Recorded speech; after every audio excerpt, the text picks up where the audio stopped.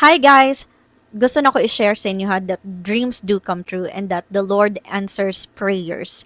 So kaganihang buntag nakita sa akong manghud ang akong project way back from high school. So ang among teacher si Ma'am Cabalida. Hi ma'am, if you're watching this, thank you kay gipabuhat mi nimo ani na project. So iya haming gipasulat og 25 things to do before I die. Wow.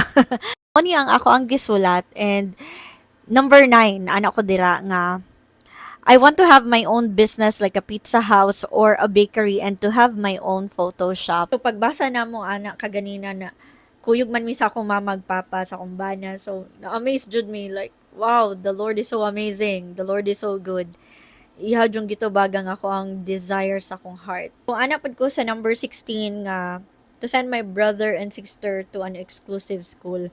So, exclusive school jud ang akong gisulat guys. Dili kay school lang no. And then again, the Lord made it happen. Glory to God. Dili jud nimo matungkad ang pagkagamhanan sa Ginoo. And that is also my tip to you guys kung mag-pray mo, kung namoy pangayon sa Ginoo, be specific sa inyong prayers and ma-amaze na lang mo nga ihatag sa Ginoo kanang feeling nimo ba nga back of your mind nga murag ano man ay like murag over lang man kay ni akong gipangayo oy murag too much man ni akong gipangayo pero sige lang pangayo lang na and amaze na lang jud ka kay ihatag sa Ginoo. So ana pa diri sa pulong sa Ginoo sa John 14:14, kun mangayo ka mo bisag unsa sa akong ngalan buhaton ko kini. So if naa mo'y gina-desire, gina-dream dira, pangayuan na sa Ginoo and the Lord will give it to you in the right time.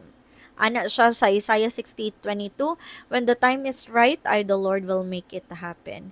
So if wala paghihatag sa Ginoo ang imong pag-ampo karon, then it may not be the right time yet. So hulat lang ta and the Lord will give it to you. And another reminder nga na itulo ka answer sa prayer. It could be a yes, no, and not now. So let's be patient and keep our faith to God. Before I end this video, gusto na ko i-share ang number 11. To meet Robert Pattinson. Twilight era kayo, no? So, thank you so much for watching and I hope I inspired you to chase your dreams. Don't stop praying for your dreams. So, kana lang. Bye!